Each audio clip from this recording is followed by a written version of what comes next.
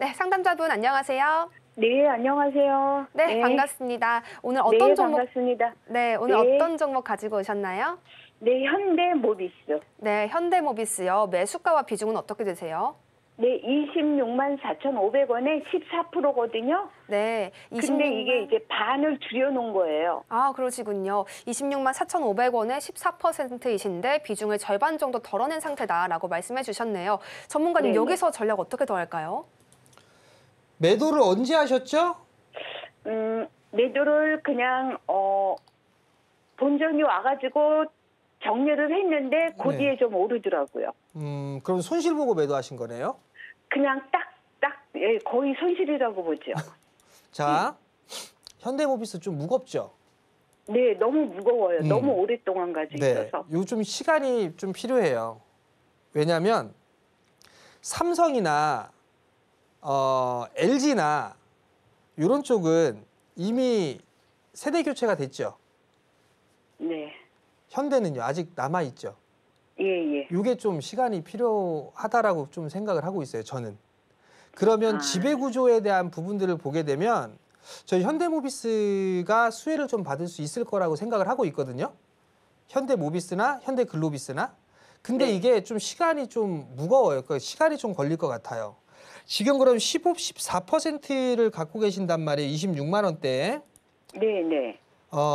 길게 보실 생각은 없으신 거죠? 너무 오랫동안 기다려서. 예. 너무 길게 가지고 있었어요.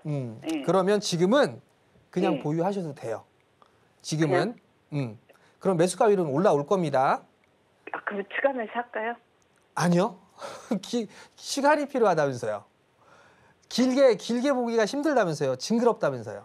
그러면 예. 다른 것들을 좀 제가 말씀을 드릴 테니까 전화를 주셨으니까 다른 쪽 섹터를 말씀을 드리면 이것도 마찬가지로 시간이 좀 필요할 수도 있어요. 근데 아마 현대모비스보다는 조금 더 짧을 거예요. 좀 우량한 종목군들을 보게 되면 뭐가 있냐면 포스코 인터가 있어요. 포스코 인터내셔널이라는 기업 아시죠? 네, 그것도 너무 물려가지고 정리를 했거든요. 이거를? 포스코 인터내셔널. 그러니까 전화를 주셨어야지. 포스코 인터를 얼마에 매도하셨어요? 그때는 제가 전문가한테 맡겨가지고 전문가한테 맡겨놓은 상태였거든요. 자, 그러면 포스코 인터는 아마 LNG 쪽의 핵심적인 역할을 하게 될 거예요. 포스코 그룹주들이. 그러면 포스코 홀딩스, 포스코 인터내셔널. 포스코 인터내셔널이 LNG 터널이나 이런 LNG 사업에 제일 적극적이에요, 우리나라에서. 그럼 포스코 인터내셔널이 수혜를 받을 수가 있을 거예요. 가급적이면 요 5만 원 21선짜리 때가 5만 원 언저리거든요. 5만 1,000원 언저리. 요 5만 1,000원에서 4만 5,000원 요 자리 때까지 오게 된 분할로 매수를 하시고 1차적으로 작년 6월 달에 고점이 있죠. 7만 원대. 요 작년 고점이 7만 원대가 작년 6월 달에 고점이에요. 이 자리 때까지 무난하게 올라갈 거거든요. 요 종목을 한번 고민해 보세요. 포스코 인터. 아시겠죠? 네. 예, 성공 투자하시고요. 네. 자, 전화 상담을 했으니까 문자 상담을 또 이어서 가야 되겠죠. 우선 유튜브에 좀 있는 거를 봐야 될 것 같아요. STI를 매수하셨어요. 2450원. 8% 비중으로 매수를 하셨는데 STI를 좀 볼게요. 2450원에 매수를 하셨어요. STI가 되게 좋은 기업이에요. 이거 반도체 쪽 사업도 하고 있고 디스플레이 사업도 하고 있습니다. 실적이 제법 잘 나와요. 이 STI 같은 경우. 근데 많이 빠졌죠. 저는 지금 구간에서는 바닥을 만들어가는 그런 과정이 아닌가 싶어요. 25년도 최고 실적을 예상을 하고 있습니다. 연간으로 봐도 지금 STI 같은 경우 500억대 기록하고 예상을 하고 있죠. 26년도는 800억대의 영업이익을 예상을 하고 있습니다. 이 친구를 보게 되면 디스플레이 장비 쪽과 그다음에 반도체 장비 이쪽을 하고 있어요. 지금 실적도 상당히 좀 좋을 걸로 예상하고 있고, 특히나 이 리플로 장비나 이런 쪽은 중국 쪽에서도 지금 계속적으로 수출을 하고 있어요.